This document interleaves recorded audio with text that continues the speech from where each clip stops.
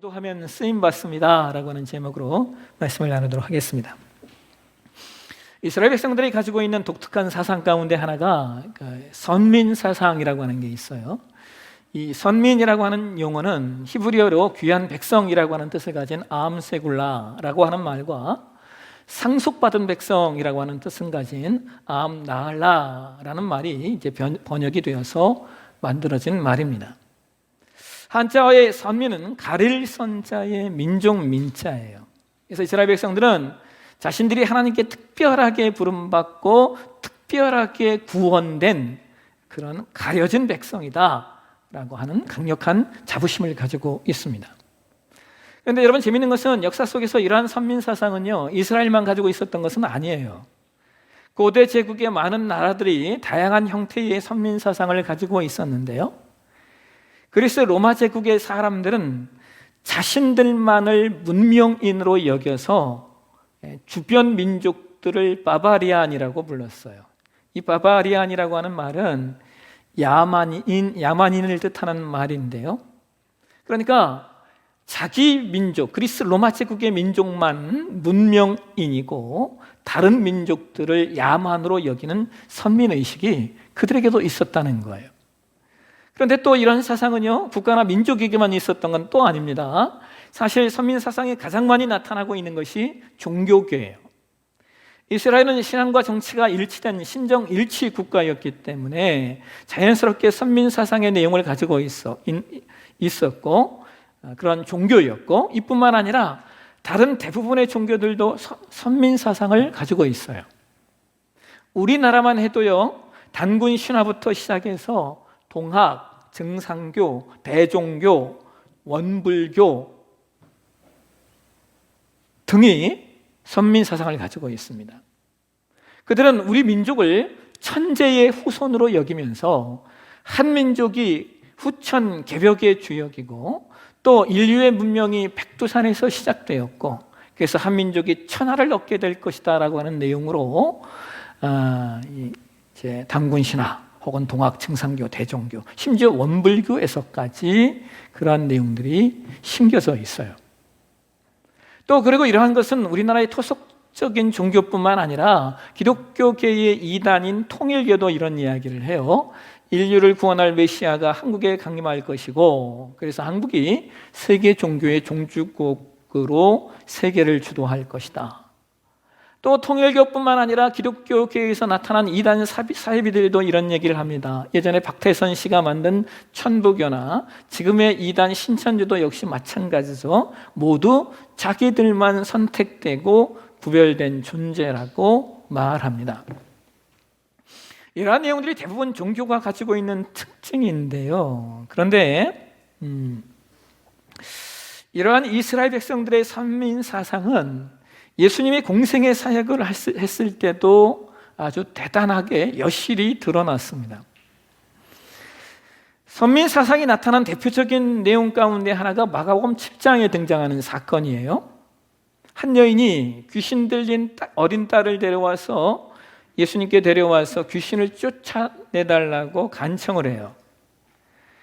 그런데 마가복음 7장 26절에 성경이 이 여인이 어떤 여인인가에 대한 정보를 주고 있는데요, 한번 보실까요? 같이 읽겠습니다. 그 여자는 헬라인이요 스로보니게 족속이라 자기 딸에게서 귀신 쫓아내 주시기를 간구하거늘. 마가복음 7장 26절에 성경이 뭐라고 말합니까? 이 여인이 헬라인이고 스로보니게 족속이라고 말해요. 그런데 여러분, 이 말씀의 병행구절이죠. 똑같은 말씀을 기록하고 있는 다른 복음서인 마태복음 15장에서는 이 여인을 또 이렇게도 말하고 있습니다. 마태복음 15장 20절 보실까요? 같이 읽겠습니다. 가난한 여자 하나가 그 지경에서 나와서 소리질러 이르되 주 다윗의 자손이여 나를 불쌍히 여기소서 내 딸이 흉악하게 귀신 들렸나이다 하되.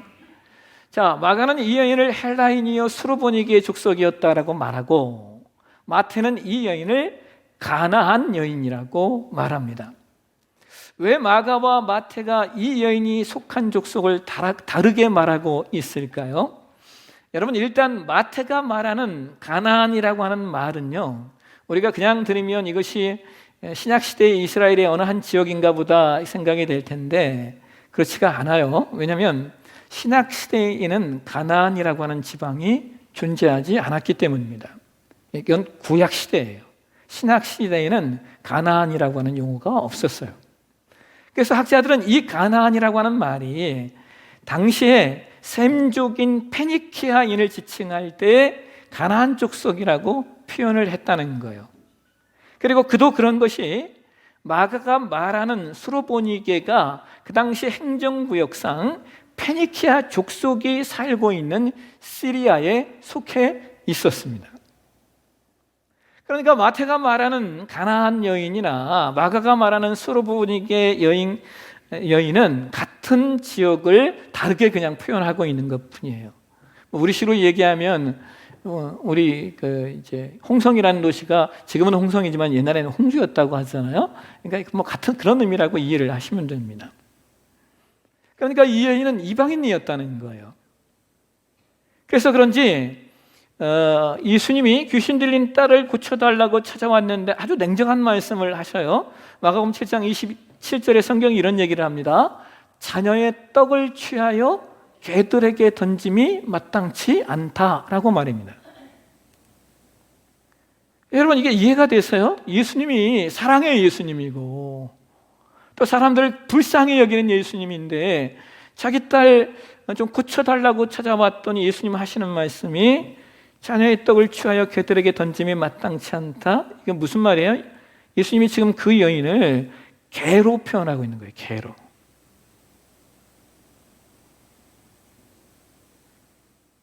그런데 이 말을 듣고요, 마태복음 7장 28절에 여인이 이렇게 대답을 해요. 여자가 대답하여 이르되 주여 올소이다마는 상하라의 개들도 아이들이 먹던 부스러기를 먹나이다. 무슨 말입니까? 지금 이 여인이 자신을 개로 인정하고 있어요. 다만 개들도 상에서 떨어지는 부스러기는 주니까 개 같은 나에게도 그 부스러기 같은 은혜를 베풀어 달라고 요청하는 겁니다. 이 고백으로 인하여 그 여인은 은혜를 입게 되는데요, 마태복음 15장 28절을 보시면 예수님이 이 여인을 이렇게 칭찬하시네요. 같이 읽겠습니다. 이에 예수께서 대답하여 이르시되 여자여 내 믿음이 크도다 내 소원대로 되리라 하시니 그때로부터 그의 딸이 나으니라. 예수께서 그 여인의 믿음을 칭찬하시면서 그 여인의 소원을 들어주시는 거예요. 그러니까 여러분, 소원의 간구는요, 이 여인과 같은 심정으로 하는 거예요. 여러분, 이걸 우리가 놓치지 않아야 돼요. 그냥 하나님 들어주시면 좋고 아니면 말고 이렇게 해서는 안 된다는 간절함이 있어야 된다라고 하는 거죠. 예수님은 바로 그것을 테스트하신 거예요. 왜냐하면 단순히 그 여인이 이방인인 것이 문제였다면 더 이상 말을 섞을 필요가 없기 때문입니다. 그런데 예수님은 도대체 자신의 입에서 나올 수 없는 것 같은 말로 그 여인을 요동케 했던 것은 다른 의도가 있기 때문이었어요. 그래서 이 사건은 예수님이 사마리아 땅에 들어가셔서 사마리아 여인을 찾아가셨던, 의도적으로 그 여인에게 찾아가셨던 것과 유사한 내용이에요. 그 이방인의 구원을 위하여 그녀의 간절함이 있는가, 그녀의 소망이 있는가 하는 것을 체크하신 겁니다. 근데 여러분, 재밌는 것은요, 이러한 예수님의 의도를, 이러한 예수님의 행위를 예수님의 제자들은 전혀 이해를 하지 못했다는 거예요. 제자들이 이방인에게도 구원이 있다라고 하는 그 사실을 예수님이 행하신 이러한 행적들을 통하여서 깨달았어야 되는데 그들은 여전히 선민사상에 빠져 있었어요. 그래서 오늘 저와 여러분이 봉독한 말씀의 사건이 또 필요했던 거예요. 오늘 보면 우리가 잘 알고 있는 사건이죠. 고넬료라고 하는 사람에게 환상 중에 하나님의 사자, 즉 천사가 나타나서 그에게 베드로를 청하라고 말씀하셔요. 고넬료가 하인들과 경건한 부하 군인들을 보내서 베드로를 청하기 위해서 베드로가 머물고 있던 요빠라고 하는 지역으로 갑니다. 근데 여러분 재밌는 것은 오늘 우리가 봉독한 말씀은 사도행전 10장 9절 이하의 말씀을 보시면 고넬료가 환상을 보고 보낸 사람들이 베드로가 있는 성에 도착할 때쯤 베드로도 환상을 보고 있다는 거예요. 베드로가 본 환상은 하늘이 열리고 하늘에서 하나의 그릇이 쫙 내려와요. 근데 그 그릇에는 4발 가진 짐승과 기는 거, 공중에 나는 것들이 들어있어요. 그것이 내려오면서 베드로에게 말합니다. 일어나 잡아먹어라. 그걸 보고 베드로가 깜짝 놀라죠. 왜냐하면 하늘에서 그릇에 담겨 내려온 것들이 구약에서 하나님께서 율법을 통하여 먹지 말라고, 먹어서는 안 된다고 금했던 동물들이었기 때문에 그래요. 그게 베드로가 말하죠. 베드로 말합니다. 사도행전 10장 14절에 베드로가 이렇게 이야기하는 거예요. 베드로가 이르되 주여 그럴 수 없나이다. 속되고 깨끗이 아니하는 것을 내가 결코 먹지 아니하겠나이다. 그런데 여러분 이어지는 사도행전 10장 15절 이하의 말씀을 쭉 보시잖아요. 그 일이 3번이나 다시 반복되면서 하나님께서 이렇게 말씀하셔요. 하나님께서 깨끗하게 하신 것을 왜 네가 속되다 하느냐. 이 일로 말미암아 베드로는 심각한 고민에 빠지게 됩니다. 왜냐하면 이스라엘 백성들에게 먹지 말라고 하는 음식은 그냥 단순한 음식이 아니기 때문에 그래요. 이것은 이스라엘 백성들이 구별된 선민이라는 사실을 증명하는 내용 중에 하나였기 때문에 그래요. 그런데 바로 그때 누가 옵니까? 고넬료가 보낸 사람들이 베드로가 머물고 있는 집에 찾아오는 거예요. 그리고 바로 그때 사도행전 19장 20절을 통하여 성령께서 베드로에게 말씀하셔요. 일어나서 의심하지 말고 가라. 내가 그들을 보냈다. 그래서 베드로는 다음 날 고넬료의 집으로 데려가고 고넬료를 만나서 왜 자기를 불렀냐고 물어보니까 고넬료가 자기가 본 환상에 대하여 베드로에게 설명을 해요. 그래서 베드로가 이렇게 이야기합니다. 우리 함께 사도행전 10장 34절과 35절 말씀 한번 보실까요? 같이 읽겠습니다. 베드로가 입을 열어 말하되 내가 참으로 하나님은 사람의 외모를 보지 아니하시고 강에 하나님을 경외하며 의를 행하는 사람은 다 받으시는 줄 깨달았도다. 이제야 비로소 제자들이 깨닫게 되는 거예요. 하나님의 구원사역, 예수 그리스도를 통한 구원사역이 우리만 아니라 이방인 가운데도 있구나라는 사실을 깨닫게 돼요. 그런데 여러분 중요한 것은요, 이런 은혜가 어떻게 제자들에게 혹은 고넬료에게 임하게 되는 줄 아십니까? 오늘 우리가 봉독한 말씀은 사도행전 10장 2절과 3절에 보면 성경이 이런 얘기를 합니다. 같이 한번 보실까요? 그가 경건하여 온 지방과 더불어 하나님을 경외하며 백성을 많이 구제하고 하나님께 항상 기도하더니 하루는 제9시쯤 되어 환상 중에 봄에 하나님의 사자가 들어와 이르되 고넬료야 하니. 여러분 당시에요 유대교로 개종은 하지 않았지만 유대인의 하나님을 예배하는 이방인들이 간혹 있었어요. 본문에 지금 그러잖아요. 고넬료가 몇 시에? 제9시쯤 기도했다고. 여러분 이 제9시는 오늘 우리 시간으로 오후 3시거든요. 그런데 오후 3시는 유대인들이 그들의 결례를 따라서 기도하는 시간이었어요. 그러니까 고넬료가 유대인의 기도 습관을 따라하고 있었다라고 하는 거예요. 근데 여러분 여기서 중요한 것은요, 고넬료가 무엇을 할 때 하나님의 천사가 나타났어요? 기도할 때예요. 기도할 때. 더 놀라운 사실은 베드로가 그릇에 담긴 동물에 대한 환상을 볼 때도 성경이 이런 얘기를 하고 있습니다. 사도행전 10장 9절과 10절 한번 보실까요? 같이 읽겠습니다.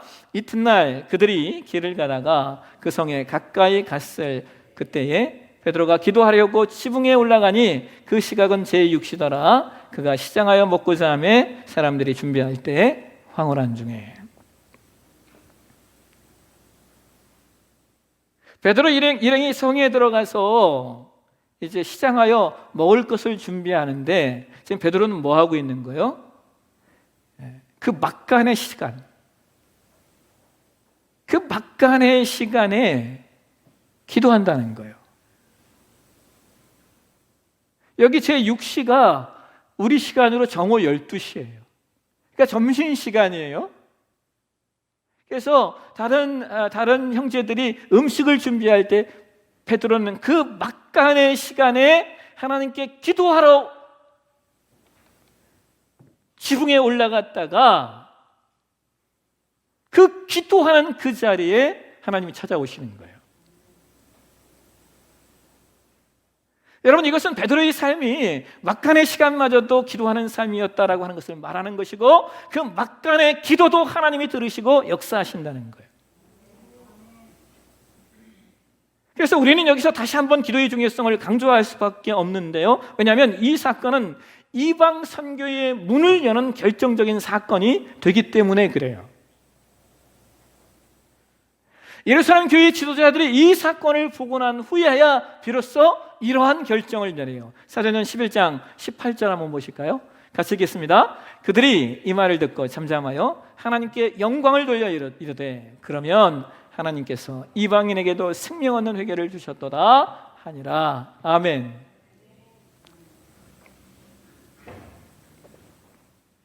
여러분, 제자들이 이방인에게도 구원이 있다라고 하는 사실을 깨달은 것은요, 정말요, 이건 획기적인 사건이에요. 이건 정말 놀라운 사건입니다. 왜냐하면 이스라엘 백성들은요, 여러분, 지금도 선민 사상, 이게 시오니즘이라고 하는 사상이 지금도 있어요, 이스라엘은. 그런데 이방인에게 또 구원이 있다는 이 역사적인 사건이 기도의 시간, 기도를 통하여 깨닫게 되고 변화되는 거예요.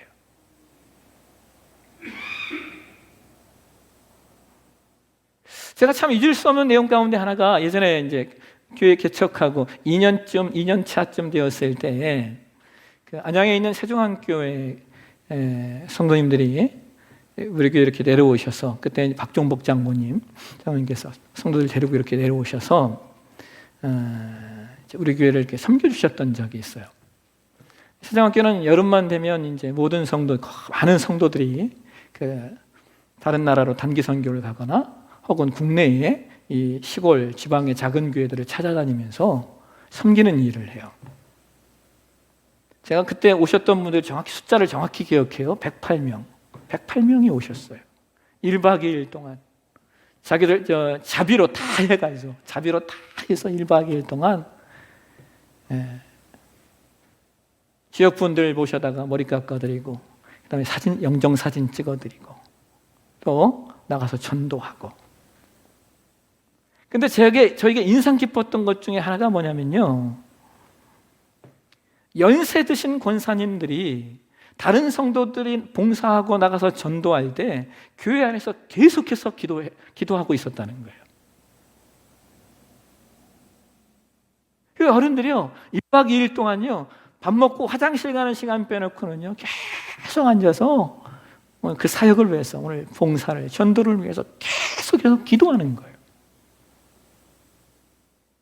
얼마나 간절히 기도하든지 제가 그 모습을 보고요, 이래서 세종한교회가 성장하고 부흥하는구나 라는 생각을 했었어요.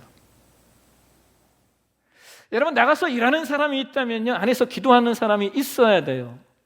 왜요? 하나님의 선교의 시작, 예수 그리스도의 복음을 전파하는 그 시작은 바로 기도에 있기 때문입니다. 고넬료와 베드로가 기도하고 있을 때 하나님이 그들을 찾아가시고 역사하셔서 이방 선교의 문이 활짝 열리는 겁니다. 그래서 여러분, 중요한 것은 그 모든 일들이 결국 기도하는 사람들을 통하여 일이 시작되고 기도하는 사람들을 통하여 역사가 진행된다는 거예요. 그렇기 때문에 기도는 쉴 수 없어요. 기도는 멈추어서는 안 됩니다. 왜냐하면 하나님은 기도하는 사람을 찾아가셔서 그를 사용하시기 때문에 그래요. 하나님은 기도하는 자를 찾아가셔서 하나님의 일을 맡기시고 하나님의 역사를 이루어 가시기 때문입니다. 지난주에 아주 재미난 일이 하나 있었어요. 우리 교회는 아닌데 저를 좀 개인적으로 후원하는 분들이 좀 있어요. 그 중에 한 분의 권사님이 정말 좀 오랜만에 연락이 오셔서 그냥 카톡으로 그냥, 목사님 필요한 데 쓰세요. 500만 원 보내요. 카톡이 왔어요. 그렇죠? 얼마나 감사한지요. 이분은 그걸 좀 가끔 잘해요. 전에 제가 지금 타고 다니는 차량을 살 수 있었던 것도 그분이 헌금을 해주어서 제가 살 수 있었어요. 그러고 있는데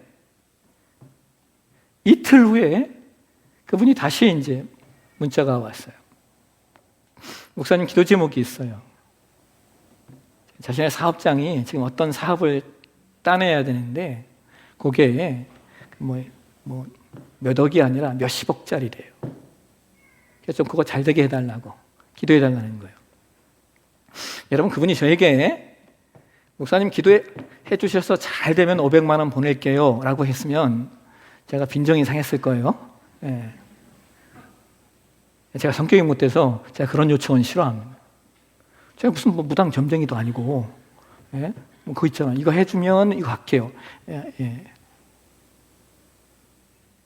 그런데 그분이 500만 원을 먼저 보냈기 때문에 어떻게 합니까? 기도를 안 할 수가 없잖아요. 그래서 전화 받고요. 그냥 그 자리에 앉아서 기도했어요.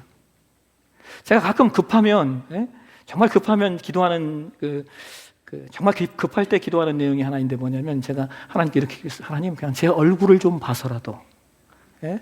하나님, 제가 그래도 목사잖아요. 목사, 저 봐서라도 한번 좀 하나님 도와주십시오.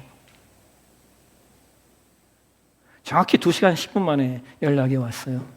목사님, 그거 우리 회사가 받았어요. 여러분, 믿는 자의 일이 뭔 줄 아십니까? 믿는 자의 일은요, 기도하는 거예요. 믿는 자의 일이 기도하는 거예요.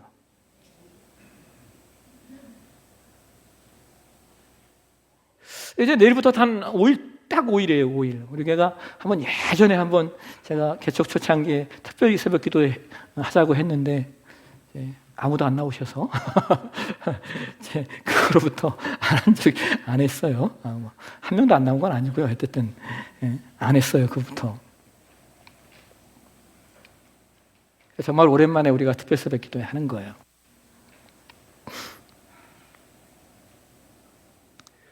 여러분, 저는 신앙의 균형이 있어야 된다고 생각해요. 기도도 그냥 조용히 기도하는 기도가 있다면 또 어떤 때는 간절히 부르짖는 기도도 있다고 생각하고요. 그래서 이 신년 특별 새벽 기도회는 우리가 간절히 좀 부르짖어 기도할 수 있는 좋은 장이 되기도 해요. 또 혹 여러분 만약 가능하시다면 어른들뿐만 아니라 아이들도 데려오면 좋겠어요. 어떻게 하면 아이들을 좀 데리고 나오게 할 수 있을까 생각하다가 이번 특별 새벽 기도회에는 아이들에게 좀 안수를 해야 되겠다라는 생각을 했어요. 저 별로 이런 거 안 좋아하거든요. 안수하고 막 이런 거 별로 안 좋아하는데 그래도 우리 아이들을 좀 축복했으면 좋겠다라는 마음이 들었어요. 여러분, 내일부터 시작되는 신년 특별 새벽 기도회에 모두 함께 나오셔서 여러분이 기도 제목, 여러분, 기도의 첫 번째 응답은 뭐라고 얘기했습니까? 아직 기도 제목 안 쓰셨어요? 기도의 첫 번째 응답은 내가 변화되는 거. 기도의 첫 번째 응답은 내가 변화되는 거. 두 번째는 내 마음의 소원을 하나님께 올려드리는 거. 이번 신년 특별 새벽 기도를 통하여서 기도가 무엇인지 경험하고 그리고 기도를 통하여 하나님께 쓰임받는 저와 여러분 되시길 주의 이름으로 축원합니다. 기도하겠습니다. 하나님, 우리가 기도하려고 합니다. 짧은 시간이지만 그래도 우리가 함께 기도함으로 말미암아 하나님께서 기도를 통하여 어떻게 일하시는지 우리가 함께 보고 느끼고 체험하고 경험할 수 있도록 우리에게 은혜를 내려 주옵소서. 하나님, 이 5일 동안 우리를 도우셔서 안전하게 하시고 또 좋은 날씨도 주시고 또 우리의 모든 환경들 보호하셔서 이 시간 함께 모든 제들 함께 기도하고 간절하게 한번 주님께 메어 달리는 시간 되게 도와주옵소서. 거룩하신 예수님의 이름으로 기도합니다. 아멘.